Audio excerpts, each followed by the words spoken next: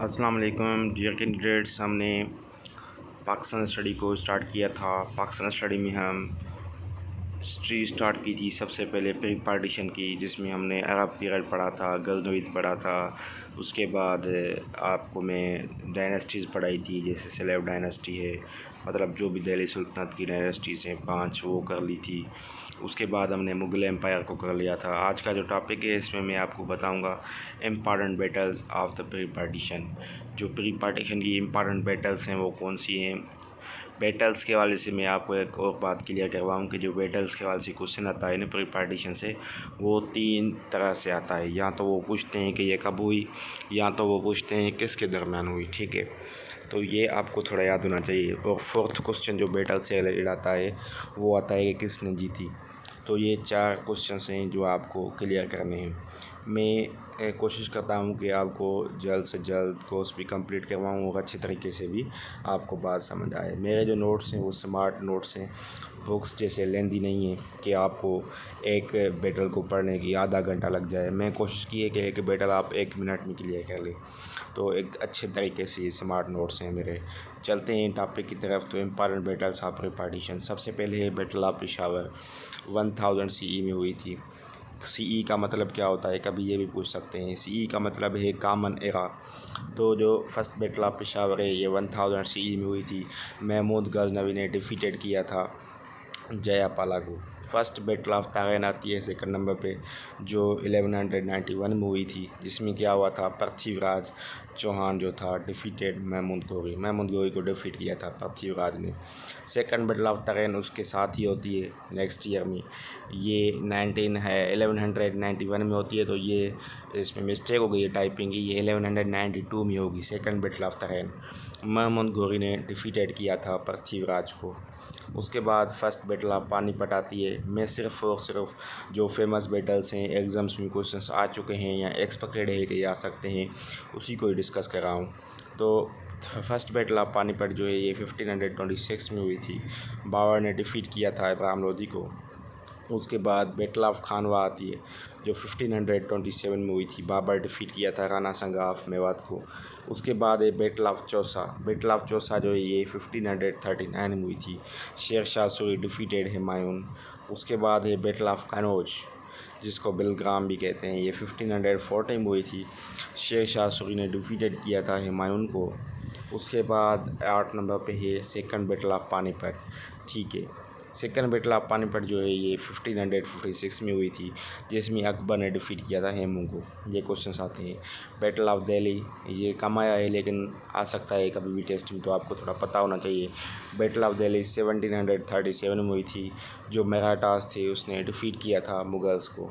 اس کے بعد battle of Plassey, یہ موسٹ امپارٹنٹ ہے، یہ کوشچن آ چکا ہے فیڈرل ریسرچ کمیشن میں کہ بیٹل آف پلاسی کب ہوئی تھی، تو 1757 میں ہوئی تھی، اور برٹش فورسز نے ڈیفیٹ کیا تھا نواب سراج الدولہ آف بنگال کو۔ اس کے بعد 3rd بیٹل آف پانی پت۔ 3rd بیٹل آف پانی پت جو ہے 1761 AD میں ہوئی تھی۔ احمد شاہ ابدالی نے ڈیفیٹ کیا تھا مراٹھا امپائر کو۔ اس کے بعد آتا ہے battle of Buxar. Battle of Buxar 1764 AD میں ہوئی تھی۔ برٹش ایسٹ انڈیا کمپنی اور مغل کنگز کے درمیان، جو مغل کنگ شاہ عالم II تھا اس کے درمیان لگی ہوئی تھی۔ اس کے بعد فرسٹ اینگلو میسور وار آتی ہے۔ تقریباً یہ جو میسور وارس ہیں 4 میسور وارس لگی ہوئی تھی۔ تو فرسٹ جو ہے وہ 1767 سے لے کر 1769 تک ہے، کنگڈم آف میسور اور EIC کا مطلب کیا ہے، ایسٹ انڈیا کمپنی، ٹھیک ہے۔ 2nd اینگلو جو میسور وار ہے یہ 1780 سے لے کر 1784 تک ہے، kingdom of Mysore and East India company کے درمیان تھی۔ اس کے بعد 3rd اینگلو میسور وار آتی ہے جو 1790 سے لے کر 1792 تک ہے، کنگڈم آف میسور اور ایسٹ انڈیا کمپنی کے درمیان تھی۔ 4th جو بیٹل آف میسور ہے یہ موسٹ امپارٹنٹ بیٹل ہے اور اس سے کوشچنس بھی آتے ہیں۔ جو 4th اینگلو میسور وار ہے یہ 1798 سے لے کر 1799 تک ہے، kingdom of Mysore and East India company کے درمیان تھی، اور اس بیٹل میں ٹیپو سلطان کو کل کیا گیا تھا۔ یہ کوشچن بار بار آتا ہے کہ ٹیپو سلطان جو ہے وہ کس بیٹل میں شہید ہوا ہے۔ کلڈ ہوا یا کب ہوا، تو یہ لازمی سی بات ہے، یہ جو بیٹل ہے یہ 1799 تک چلتی ہے اور اسی میں یہ شہید ہوتا ہے، تو اس کا ایئر بھی یہی ہے 1799، جس میں ٹیپو سلطان کی شہادت مرٹایا ہوا. ٹھیک ہے، تو یہ کوشچنس ہے بیٹلس کے حوالے سے جو امپارٹنٹ بیٹلس ہیں، میں نے بڑی ٹرائی کر کے آپ کے لیے ایک سمرائز کر کے ایک پیج میں کمپلیٹ کیے ہیں. اس کے بعد ابھی ہم آتے ہیں آگے چلتے ہیں. تو ایسٹ انڈیا کمپنی اسٹیبلش کب ہوئی تھی؟ لنڈن میں 1600 میں. اس کے بعد کچھ ریفارمرس ہیں جس کے حوالے سے میں آپ کو بتاؤں گا. جو ریفارمرس وہ ہیں جس نے سب کانٹیننٹ میں برِ صغیر میں کچھ نہ کچھ ہلچل کی، کچھ نہ کچھ موومنٹس چلائیں، کچھ نہ کچھ کوشش کی امپرومنٹ کی، ریفارمس آنے کی. تو یہ جو ہے ایک سمجھیں کہ ریفارمرس ہیں، گریٹ ریفارمرس ہیں سب کانٹیننٹ کے، جس میں مجد الف ثانی، یہ نہیں اس کا جو ریئل نام ہے، شیخ احمد سرہندی آتا ہے، شاہ ولی اللہ آتا ہے، سرسید احمد خان آتا ہے. انہوں نے بڑی کوشش کی تھی سب کانٹیننٹ میں ریفارمس آنے کی. تو سب سے پہلا جو ریفارمر تھا، فرسٹ ریفارمر جو آیا تھا، وہ تھا مجد الف ثانی، جو 1564 سے لے کر 1624 تک ہے اس کا پیریڈ. اور یہ سرہند میں پیدا ہوا، اس کے لیے اس کو سرہندی بولتے ہیں. 26 جون 1564 میں یہ کوشچن پیپرس میں آ چکا ہے کہ کب پیدا ہوا تھا، اور ریئل نام کیا ہے یہ بھی ایگزام میں آ چکا ہے، شیخ احمد سرہندی. اور یہ فرسٹ پرسن تھا جس نے دین الہی کو اپوز کیا تھا، یہ بھی آ چکا ہے. اور یہ وحدت الشہود کا نظریہ رکھنے والا تھا. ٹھیک ہے، وحدت الشہود ہوتا ہے، دوسرا وحدت الوجود ہوتا ہے. وحدت الشہود مطلب وہ نظریہ ہوتا ہے جو کہتے ہیں کہ وار کرتے ہیں، مطلب وہ جو لڑتے ہیں، فائٹ کرتے ہیں، وہ ہتھیار کے ساتھ فائٹ کرتے ہیں، اس کو بولتے ہیں وحدت الشہود. دوسرے ہوتے ہیں وحدت الوجود والے. وحدت الوجود والے وہ ہوتے ہیں جو بکس کے تھرو اسٹرگل کرتے ہیں، یا جو ریفارم لاتے ہیں بکس کے تھرو، لکھائی کے تھرو. جیسے شاہ ولی اللہ تھا نا، وہ وحدت الوجود کے نظریے کا تھا. اس نے کیا کیا تھا، اس نے جو ہے وہ بکس لکھے تھے ڈفرنٹ جو یہ کام کیے تھے، لیکن لکھت میں، رٹن میں. تو اس کو کہتے ہیں وحدت الوجود. اور یہ وحدت الشہود مطلب یہ شہید ہوئے، لیکن جو اس کی اسٹرگل تھی وہ فائٹنگ کے تھرو تھی، لکھائی کے تھرو نہیں تھی. ٹھیک ہے، اس کو وحدت الشہود اور وحدت الوجود کا یہ ڈفرینس ہے. یہ نقش بندی آرڈر کا تھا. اس کے بعد مکتوبات امام ربانی، اس کا لکھا ہوا کتاب ہے، یہ ایگزامس میں آ چکا ہے. اور اس کی ڈیتھ کب ہوئی یہ بھی پوچھا جا سکتا ہے، 10 دسمبر 1624 میں. اس کے بعد شاہ ولی اللہ ہمارا سیکنڈ ریفارمر آ جاتا ہے جو امپارٹنٹ ہے. اس کی ڈیٹ اسپیشلی جو ہے وہ ایگزام میں آتی ہے، 1703 سے لے کر 1762 تک اس کا پیریڈ ہے. 1703 میں دہلی میں 21 فیبرری یہ پیدا ہوا. اس کا جو اصل نام ہے وہ قطب الدین احمد ہے. یہ سہراوردی آرڈر کا ہے، جیسے وہ نقش بندی کا تھا تو یہ سہراوردی کا ہے. اور یہ فرسٹ پرسن تھا جس نے قرآن کو پرشین میں ٹرانسلیٹ کیا تھا. حجت البلیغہ بھی اس کا فیمس بک ہے، یہ ایگزامس میں آتا ہے. اس کی ڈیتھ ہو گئی. اس کے بعد ڈیتھ آف سید احمد شہید. اس کے حوالے سے کوئی ایسا کوشچن آتا نہیں، تو اس کے لیے میں اس کی ڈیٹیل نہیں دی ہے، جسٹ آپ اس کی ڈیتھ یاد کر لیں. 1831 میں ہوئی تھی. اس کے بعد British crown take over the sub continent as a colony. کب جو ہے کالونی بنائی تھی برٹش نے سب کانٹیننٹ کو؟ یہ ہے 1858 میں. اس کے بعد دارالعلوم دیوبند مولانا قاسم نانوتوی نے بنایا تھا 1866 میں. اس کے بعد سرسید احمد خان ایک بڑی پرسنالٹی، ایک بڑا جو ہے عظیم رہنما، جس نے سب کانٹیننٹ میں بڑے بڑے ریفارمس لائے، بڑے انسٹیٹیوشنز اوپن کیے، بڑے بکس لکھے، میگزینس لکھے، نیوز پیپرس لکھے. تو اس کے لیے اس کا نام جو ہے وہ اہمیت کے حامل ہے.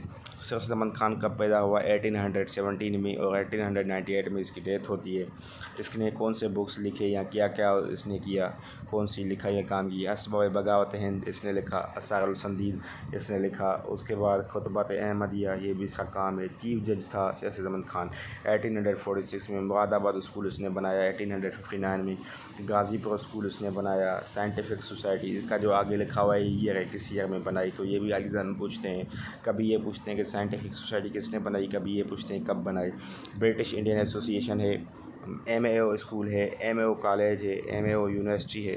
یہ تھوڑا سمجھیں. اسکول جو ہے ایم اے او، یہ اسٹوڈنٹ کنفیوز ہوتے ہیں. کوشچن آتا ہے کہ ایم اے او کالج یا اسکول کب بنا، تو اسٹوڈنٹ کو تقریباً 1875 یاد ہوتا ہے، لیکن 1877 اس کو یاد ہی نہیں ہوتا. تھوڑا ڈفرینس کریٹ کریں. اسکول کے اگر نام آئے تو 1875 ہے، اگر کالج کا نام آئے تو 1877 ہے، اور اس کو یونیورسٹی کی اسٹیٹس 1920 میں ملی. مطلب پہلے اسکول تھا، پھر کالج بنا، پھر یونیورسٹی بن گئی. محمدن ایجوکیشنل کانفرنس, اس کے بعد اردو ہندی کنٹروورسی, اس کے بعد حیات جاوید بایوگرافی ہے سلطان خانی کس نے لکھی ہے, الطاف علی نے.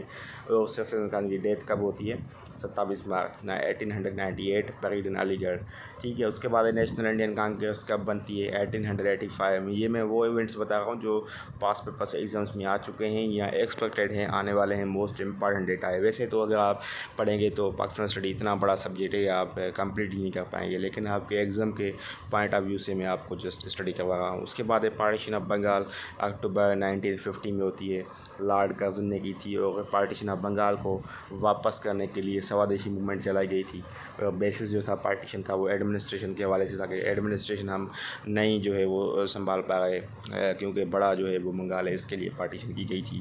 ایسٹ بنگال کی جو کیپٹل تھی وہ ڈھاکہ تھی, اس میں مسلم میجارٹی تھی. ویسٹ بنگال کی جو کیپٹل تھی وہ کلکتہ تھی اور اس میں ہندو میجارٹی تھی. اس کے بعد شملہ ڈیپوٹیشن آتی ہے 1906 میں. ڈیپوٹیشن جو ہے وہ لارڈ منٹو سے میٹ کی. اس کے بعد سپروین کس کی تھی شملہ ڈیپوٹیشن میں, سراغا خان کی. اور کتنے ممبرس تھے, 35. یہ پاس پیپرس میں کچھ لائے ہیں وہ میں نے نوٹ کیے ہیں.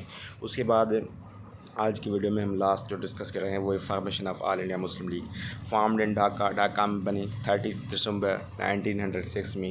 اور جو اس کا ہیڈ کوارٹر ہے وہ لکھنؤ میں ہے. اور فاؤنڈیڈ کس نے کی تھی, نواب سلیم اللہ خان نے. اس کے بعد فرسٹ الیکٹڈ پریزیڈنٹ اس کا جو آغا خان تھا. فرسٹ کانسٹیٹیوشن جو آل انڈیا مسلم لیگ کا ہے مولانا محمد علی جوہر نے بنایا. گرین بک بھی اس نے لکھا 1917 میں. ٹھیک ہے. تو اتنا آج ہم نے ڈسکس کر لیا مسلم لیگ کے تک. آگے ہم جو ایونٹس ہیں اس کو نیکسٹ ویڈیو میں ڈسکس کریں گے.